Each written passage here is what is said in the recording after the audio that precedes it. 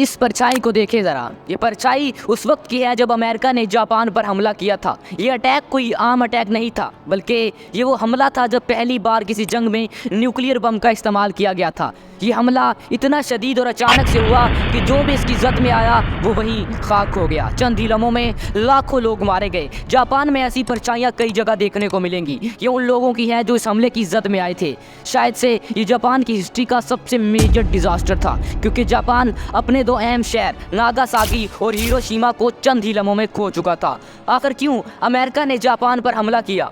ऐसी क्या मजबूरी थी कि जापान के उन शहरों पर हमला करना पड़ा जिनमें लाखों लोग रहते थे? क्या इसमें जापान की अपनी गलती थी? आज की वीडियो में हम जापान की उस गलती के बारे में जानेंगे जिसकी वजह से अमेरिका ने इतना बड़ा कदम उठाया।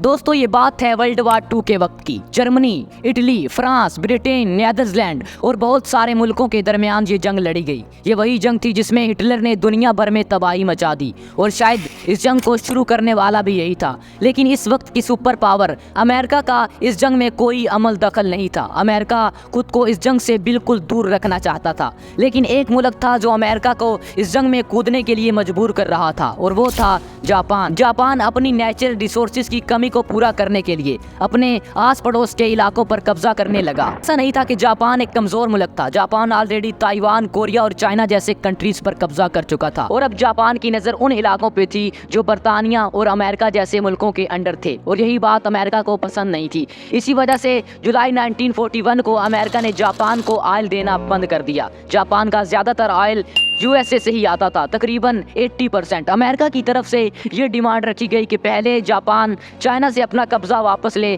तब उसे ऑयल मिलेगा।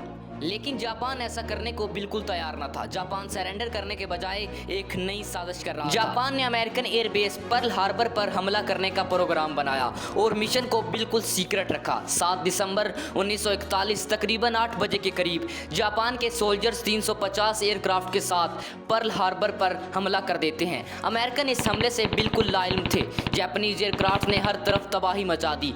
तकरीबन 45 मिनट तक ये हमला करते रहे और पूरी एयरबेस को से हिला के रख दिया। फिर एयरक्राफ्ट के दूसरे ग्रुप ने 10 मिनट के बाद हमला किया और फिर सब कुछ खत्म। अमेरिका जो अभी तक वर्ल्ड वार 2 का हिस्सा भी नहीं था, इस हमले के बाद अमेरिका ने जापान के खिलाफ वार का ऐलान कर दिया।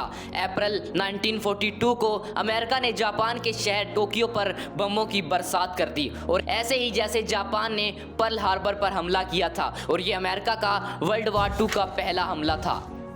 अगले 4 सालों तक अमेरिका और जापान की जंग जारी रही। आए दिन हजारों जानों का नुकसान हो रहा था। भले इस जंग में अमेरिका का पल्ला भारी था, लेकिन अमेरिका भी अपने अनगिनत सिपाही खो चुका था, और इधर जापान सरेंडर करने को तैयार ही नहीं था। और अब अमेरिका ने अपना आखिरी हरबा इस्तेमाल किया, न्यूक्लियर बम। जी हाँ, 6 अगस्त 1945 को सुबह के वक्त जापान के शहर हिरोशिमा में तकरीबन 8:15 पर जब बच्चे स्कूलों में जा चुके थे, लोगों ने जस्ट अपना काम शुरू ही किया था, आसमान में एक एयरक्राफ्ट दिखता है। लोग इस पर ज्यादा ध्यान नहीं देते, लेकिन वो अपने अंदर लिटिल बॉय नामी एक न्यूक्लियर बम समाये हुए था। लोगों को इस बात की भिनक भी नहीं थी कि उन पर कुछ देर बाद कयामत टूटने वाली है। फिर वो एयरक्राफ्ट लिटिल बॉय बम को हिरोशिमा पर गिरा देता है। फिर अचानक एक धमाका होता है और टेम्परेचर तकरीबन 400 डिग्री तक पहुंच जाता है। ये हिस्ट्री का पहला न्यूक्लियर अटैक था, जिसने चंद ही लम्हों में पूरे के पूरे हिरोशिमा शहर को खाक कर दिया। रेडिएशन के जरिए जो नुकसान हुआ